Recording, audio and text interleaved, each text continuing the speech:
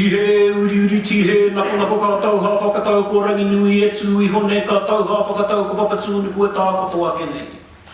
Kātau ha whakatau ko te mātuku mai rarotonga kuia ruku ia mano pau roto, kuia ruku ia mano pau waho. Kia tina whakatina. Te more I Hawaii ki e pupuana hoki e wāwau ano ki tārewa tū ki te rangi, eke pānuku, eke tangaroa, tau mai te mauri, aumi e uie, tā iki e. E ngā manga, e ngā reo, e ngā karangaranga maho te motu. Nei rā te mihi whānui, no ngā tito rangatira, no taranaki whānui, ki ngā manuhiri tuarangi, Iutaina mai o koe tau waka, ki te upoko o tika, ki te whamanui atara, ki pōneke nei, nei rā te mihi, te mihi, hei te mihi. I au ai aku mihi kārewa ki te haupupuhui, ki kona, ki kāpiti, ki te tatau o te pō, ki puke atua, ki ahu mairangi, ki mātairangi, ki te upoko o te ika e kui mai, koro mai te pō, mui mai nā. Koutou rā ngā kānuhi ora, I ui mai nei koutou, I tāhere mai koutou, ki ngā paupau o tēnei whare. Ara, ko te whare, te pokapū, rūnaki, tāone nui, o Aotearoa. Koutou rā, mō koutou mahi, ngā rangahau, ngā pūkenga, ngā ahorangi rānei. E ui mai nei, kei mua I te atamira, mō tātou nei wahine rangatira, no whia, no Ngāti Rānanga, I utaina mai tōna waka ki konei, nei rā te mihi, mā tātou katoa, he tau iwi, he iwi Māori, he iwi Pākaha, o pōneke, he mihi atu tēnei, ki te kai kōreru mō tēnei ahi, nei rā te mihi atu ki a koe, e Lucy, tēnā koe, whakatau mai. Whakatauria mai kei roto te kaupapa o tēnei pō, o tēnei ahi, mō tātou tāone, mō tātou whare, mō tātou hānga, he huarahi hō pia, mō tātou o Aotearoa. Nō reira, hei whakapōpoto tēnei wahanga, hei karakia mō tātou katoa, ka tukuna te rākau ki te kai tūru, ki a koe Carolyn, e mihi atu tēnei. Tai nō hoki, ki te ahorangi Philippa Howden Chapman, tēnā kōrua. Ko tau hoki o te whare wānanga no ngā hau e whā, nei rā te mihi o te whare wānanga o tākau ki pōneke ki o koutou. Nō reira, uri noa, tēnā koutou, ki ora mai tātou. He karakia o tēnei wahanga me huri ake au ki te reo pāre. Amuhi ake te pau nui kia hurihia kia iho ki rua I titikua kia roi te tawhito. Kia au, kia tēnā, kia whenā, aru mai te toki, aumi e uie, tā iki e. Patua te pau, tukituki a te pau, whakarahi a ngā pekerangi, ngā tukupu, ngā toko aru, o tēnei pā, o tēnei tāone, o tēnei kōrero. Ki ue āwini, ki ue āwana hare atu te hau kino, te hau huna, te hau kai taua. He toka tumu ana, hara mai te toki, hangi e, hui e, tā iki e. Ladies and gentlemen, on behalf of the mana whenua of Wellington, te upoko te ika, pōneke, Ngāti tō rangatira, taranaki whānui, I welcome you once, twice, thrice. To all of our whānau who have passed away, I acknowledge the mountains of which they sit under. I also acknowledge those of you who have come from afar to hear our speaker today, Lucy Saunders. And I acknowledge you, Lucy, who have come from London. The karakia that I commit with us today is a karakia that you will find, and you'll see it sits within our Building Better Homes, Towns and Cities National Science Challenge. It was a karakia that was about strengthening houses and strengthening towns. So with that blessing, with that karakia, from the mana whenua to all of our universities, and from the University of Otago, Wellington, kia ora, welcome to you all. Nō reira, tēnā koutou, tēnā tātou katoa. I'd like to now introduce the chair for today, Karen. Tēnā. Kia ora koutou. Welcome to this seminar, which is one of a series for the Centre of Sustainable Cities. I'm Caroline Shaw. I work at the Centre for Sustainable Cities in the Department of Public Health in the University of Otago, Wellington. I'm really delighted to have Lucy here with us today. Lucy's been out in New Zealand as a keynote speaker at the Two Walk and Cycle Conference, which was in Palmerston North last week.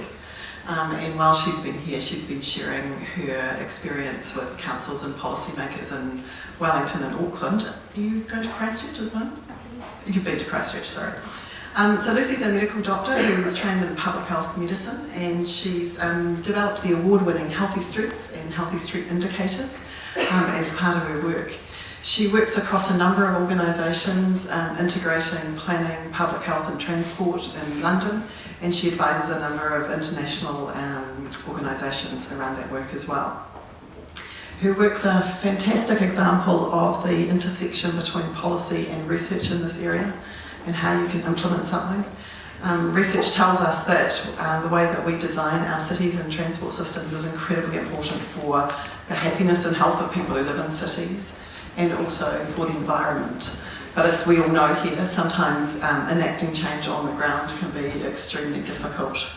And what Lucy brings to this, I think, is this amazing way of framing the issues, and of talking about values and experiences that are based in human interactions.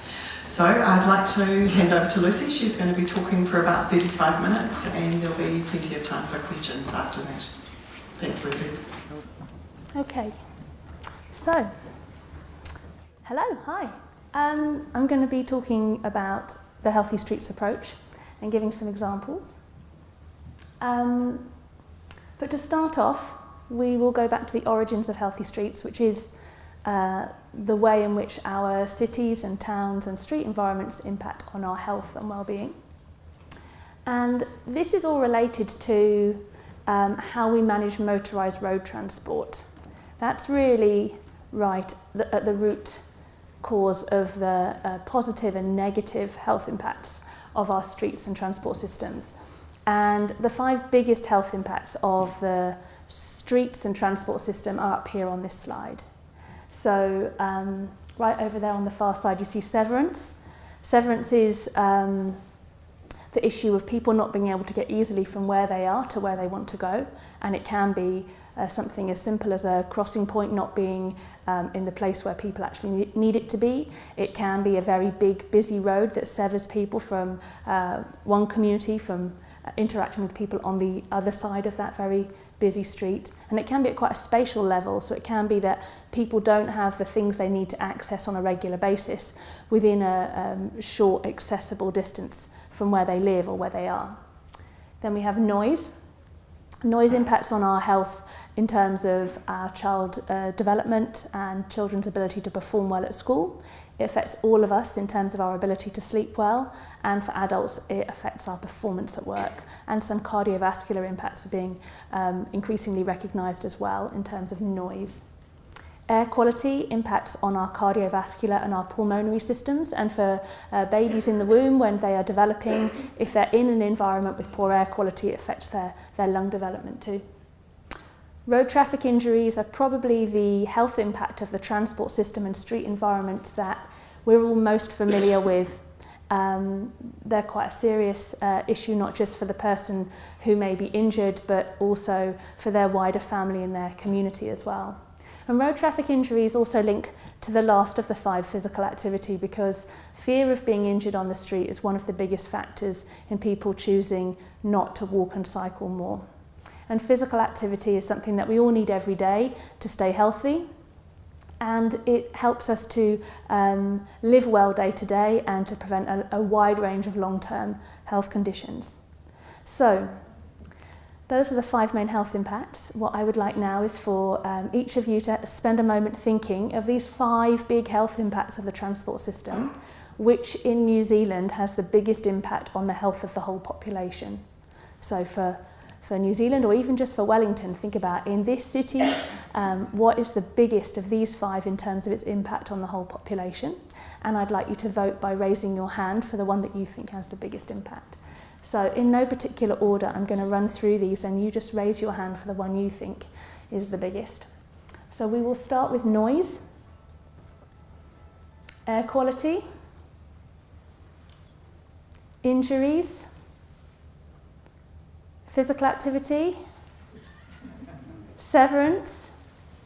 Great. And climate change. Let's have a look. So, here we have our very cheerful graph, top causes of illness and early death amongst New Zealanders. And where's physical activity? Physical activity is at number 10. So out of our 5, physical activity is at the top. And this is quite remarkable when you think that of all the things that influence the health of people who live in New Zealand that we can do something about, right at number 10 is physical activity, which is hugely influenced by our streets, the form of our cities and towns, and our transport management. So that's pretty significant. But it's not just number 10.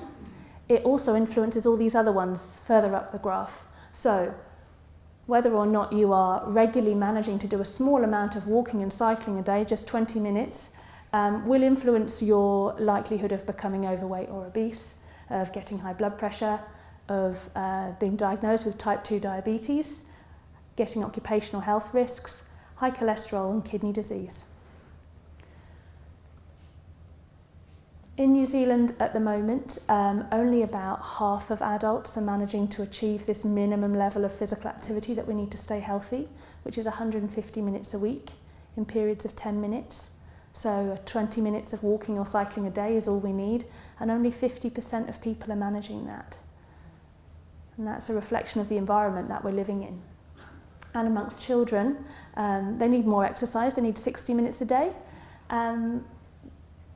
The statistics that we don't have great measures around the world of children's physical activity, and in New Zealand is no different. The statistics I could find showed that for secondary school children only about 10% are managing to meet their minimum physical activity level. Now, who put their hands up for air pollution? Well done, pat on the back. Yours was the second biggest, so it's at number 13. Obviously in New Zealand there are other sources of air pollution aside from motorised road transport, but it does have a significant contribution to NOx, and air pollution does cause 1,000 premature deaths a year. Road traffic injuries, they feature in this graph under number 5. So these are just the road traffic injuries that are caused by someone who is intoxicated, killing or injuring themselves or somebody else while driving. Now, road traffic injuries will feature elsewhere in this graph further down, but this is the only place that they feature at the top of the graph. Road traffic injuries are obviously a huge issue. While they've dropped dramatically, I think halved over the last 20 years, there's still at least 12,500 people injured each year on the streets. So there we go. Now, some of you voted for noise and for severance, and don't be disheartened because they are in there. It's just the way this data is sliced up doesn't show them. So maybe in 10 years when we come back and we've got more detailed understanding of those health impacts, we'll see them. But transport and street environments have quite a significant impact on health. And if we can change them, we can have quite a transformative effect on the well-being and the quality of life of people living in this city and living in this country.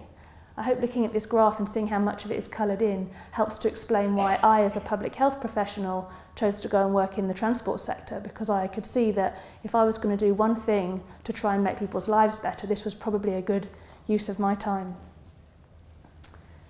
So, these are our 5 big health impacts. How popular do you think I was when I went to my transport planning colleagues and said, I know you have a really difficult, complex job and a lot of things to consider, but could you please prioritise these 5 things that are important to me? Not popular, but I didn't do that. Instead, I said, rather than 5 things, what I'd like you to focus on is 10 things. And these are my 10 things. So these are my 10 indicators of a healthy street. And what I would like is that when we're making decisions about how we use our street spaces and how we plan our cities, that we think about these 10 things. And I think that if we do that, we get better outcomes for people and we get better places for us all to live in. So I'm going to just briefly go through each of these 10 indicators and explain a little bit about them. So easy to cross is referring to that issue of severance that we've already touched on. And this is an example from Valencia in Spain, where just through the design of the street, very cheap, bit of white paint, they've made it very clear that in this particular location, the priority is for the people who are trying to cross that street. And that helps the people who are driving to know that in this location, they really need to be thinking about other people. Shade and shelter, I have to say, I think Wellington probably wins the prize for its city centre with the best shade and shelter that I've ever seen anywhere in the world. Quite astonishing. I'm not aware how far it spreads outside of the city centre. Maybe you can tell me that later on. But shade and shelter, I think you probably all really understand its importance for our health and well-being. So it protects us from sun and rain and wind, which we have a little of here, I've experienced so far, and makes streets much more convivial environments for people to spend time. This is an example from Chicago, and I really like it because it shows that healthy streets are not the result of one agency or one individual doing something. They're a collective action. So in this particular street, we've got the architects have designed the buildings with fixed awnings. We've got the businesses have put some shades out, and then we've got some street trees and some planting as well. So a whole range of people working together to make this street a good place to walk and to cycle and to spend time, whatever the weather. Places to stop and rest. These are particularly important to us when we're young and when we're old and when we're injured and when we're carrying heavy bags. And sometimes when we're thinking about planning of city streets, we forget that at some points we're young and at some points we're old and at some points we have heavy bags to carry. But places to stop and rest is not just about benches, although they are very important. It's also about making sure that we have enough space for people when they're walking and cycling to just move out of the flow of other people moving around, to check our phones, work out where we're going, tie our shoelaces, do the things that we need to do. Sometimes when we plan streets and transport systems, we're doing it under the assumption that everyone is constantly moving in one direction or another, and the reality is that people don't do that, and we need to accommodate that in the design of our streets. So this is an example from Montreal in Canada, where some places to stop and rest were incorporated into the street environment. We've touched a little on the health impacts of noise. They're relatively under-recognised and not as well understood as I think they will be in future. My example here is from New York, where a large amount of the street space was reallocated away from the movement of motorised vehicles for people to walk and cycle and spend time on that street. And by doing that, the noise levels on that street will have dropped significantly and mean that the people in this image here can actually have a conversation without having to shout at each other or shout into their phones. People choose to walk and cycle. Of course we want people to choose to walk and cycle because we know that that's the best way to enable them to build that incremental physical activity throughout the day into their routine, which is going to help them to stay much healthier and live a better life. But the key word here is choose.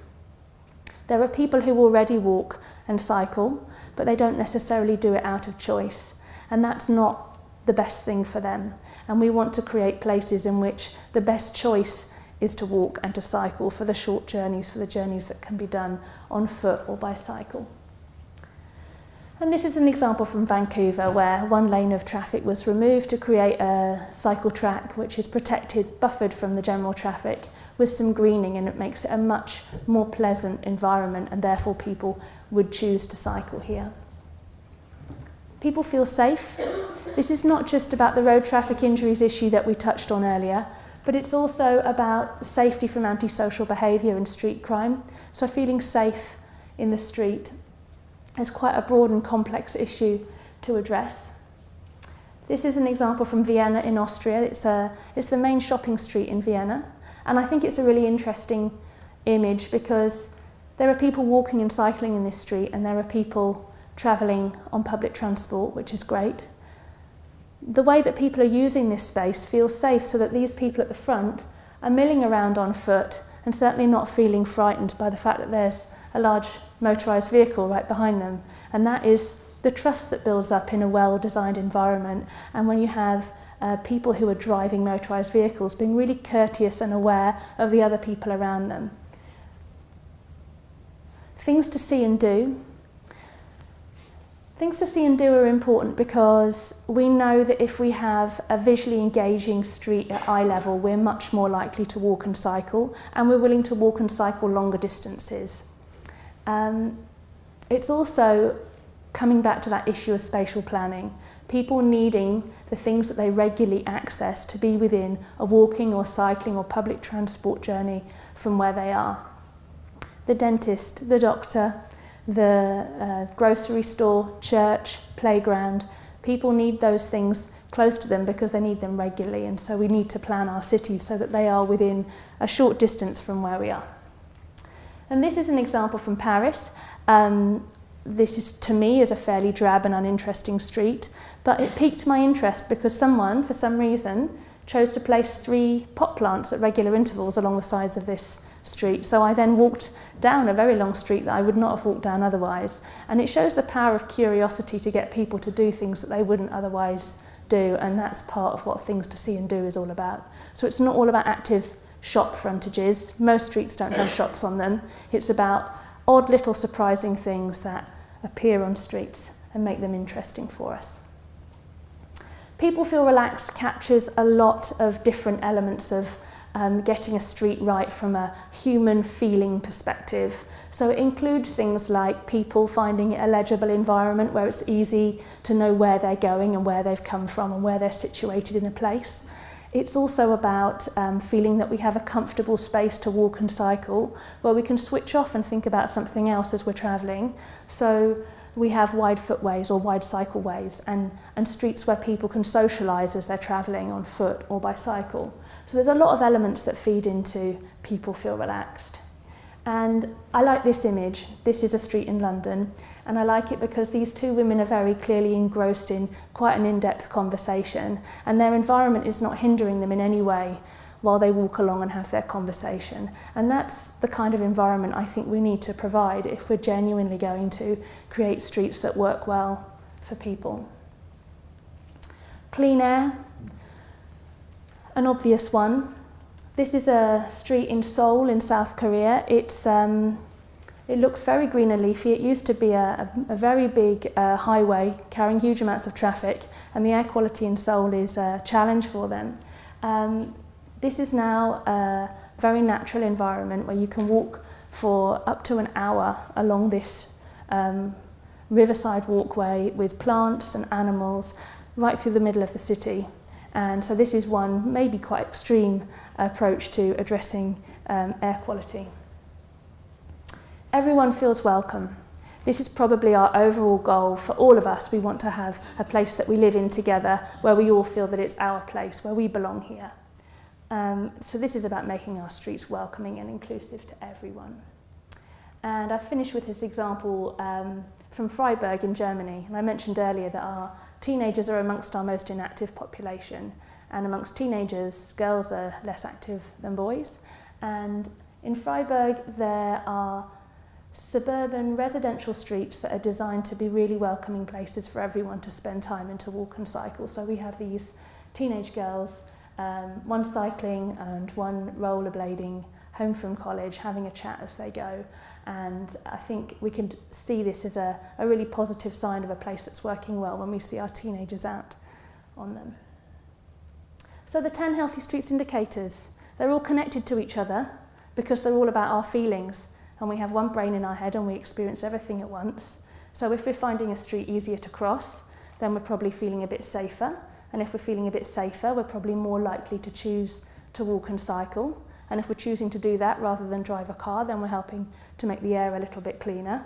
And that makes everyone feel a bit more relaxed. And then when you've got a relaxing environment with other people choosing to walk and cycle, before you know it, it's feeling much easier to cross as a result. Another way of thinking about healthy streets is to take a street, and you could apply this to any kind of street anywhere. Most of our streets aren't parades of shops, but here's a local parade of shops for an example. And the first thing that we might want to do is to widen the footways. That narrows the carriageways, and that means that people drive more slowly and more courteously. We remove a lot of the markings on the road because that also helps people to drive a little more courteously. Putting in a lower speed limit, and a crossing point at the place where people actually want to cross the street, so in front of the key attractors and often in the middle of the block, which isn't where we routinely put our crossing points. Providing some shade and shelter, some places to stop and rest, making it feel safe with architecture that faces onto the street, active frontages, feeling that there's some eyes on the street, some natural surveillance. Making it feel safer through good street lighting, that is making the street feel safe for people when they're walking and cycling. Putting in some cycle parking and maybe some cycle hire to make it more attractive to cycle, and some protected space for those people who don't feel comfortable cycling in amongst the traffic. And public transport services, so that people who are going a longer distance that they couldn't walk or couldn't cycle are able to travel sustainably as well. And things to see and do, active frontages at eye level. And finally, for those vehicles that must remain on our streets, and there's always going to be some vehicles that we need for carrying very heavy loads or very bulky objects, for those vehicles that really still need to be there on that street, trying to make them as clean as possible to reduce their harms in terms of air pollution. So Healthy Streets is about making streets that work well for people, because it's as simple as this: if a street works well for people, then it's a street that is good for health. So these are my 10 indicators, and I am a public health professional, but most of the people I work with, they are not public health professionals, and there's no reason why they should care about health. And that's absolutely fine, because these 10 Healthy Streets indicators aren't just about human health.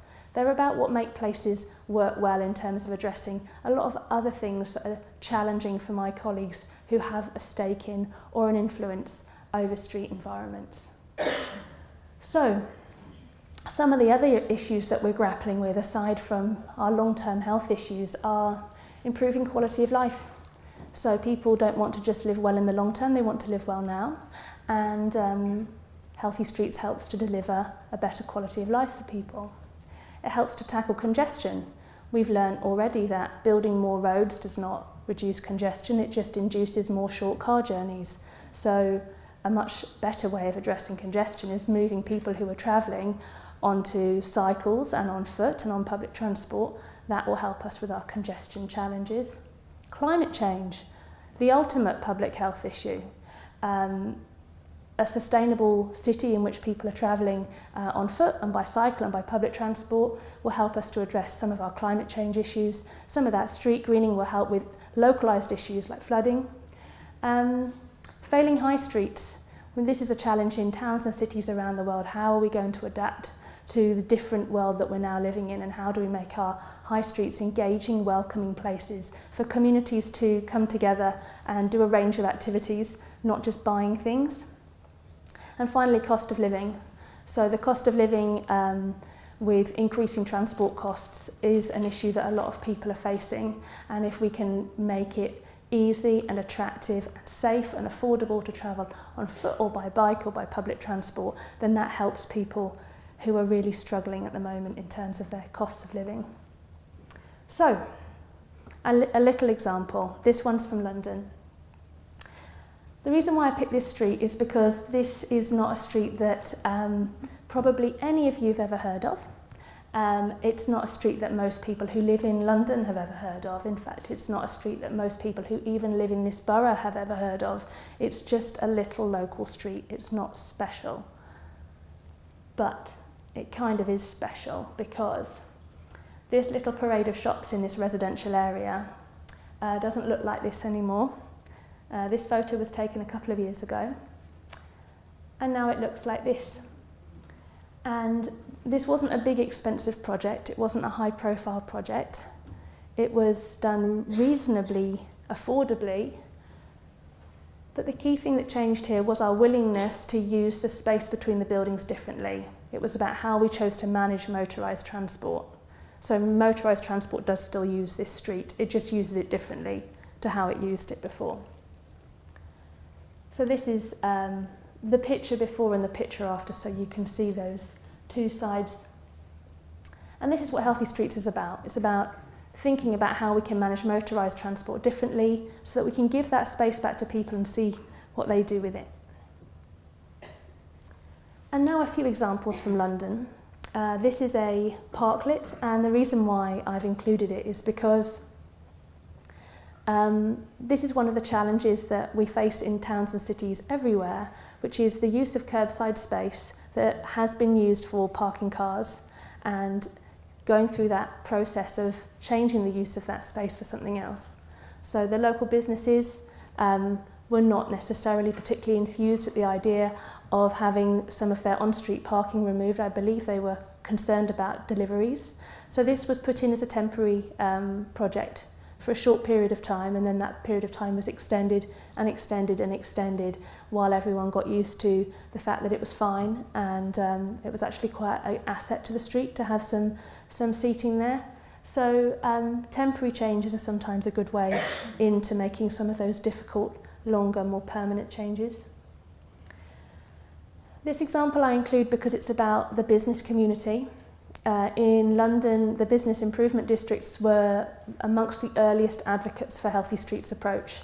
They could see that Healthy Streets would enable them to make their business area attractive for their workers, attractive to their visitors, attractive to their customers. And so this particular colourful crossing was actually funded out of a pot that was available to business improvement districts to try out some different innovative things to make their streets more people-focused. This example I include because this is one of those things that you can do, and many people won't even notice that you've done it, but you will have made their life a little bit easier. So what we have here is a regular footpath, but when it gets to the side road, the entrance to the side road has been narrowed right down, and then the surface of it is now at the same level as the footpath and the same material as the footpath. And that means that for people walking, it helps with that people feel relaxed indicator. You can continue the flow of your conversation as you cross over a side road, and the people who are driving understand that they are now crossing over a place where people are walking, and they drive differently because they're going up and over rather than going straight through with the people walking coming down to their level. This photo is referring to 20-mile-per-hour limits. So Healthy Streets is not all about street design. It's not all about changing physical things on streets. It's also about higher level policies. So bringing in lower speed limits is one of those things that, compared with major engineering projects, is relatively cheap to do, but helps to contribute to making our streets much more welcoming for people. This is a street that I think this is the kind of thing that will transform our residential areas, and it's relatively subtle and low cost. So this is the middle of a residential street, which you used to be able to drive all the way through.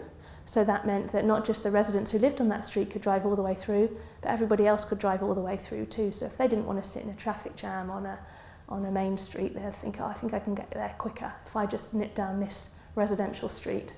And that means that the residential streets then just get filled up with other people driving fairly fast through them because they're in a rush to try and beat the traffic lights at the other end.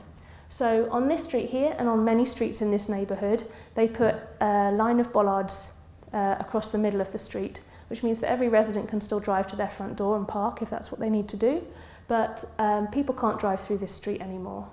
And it means the people who are driving onto that street are going there as a destination. They're driving courteously, they're driving slowly, and it brings children out onto the street to start play and use that public space as a play space because it's a safe place to be. Everyone feels welcome. This is another local parade of shops that was transformed it still has a bus service going through it, but you can see that the design of this street makes it feel much more like a welcoming people place rather than a place for moving traffic through.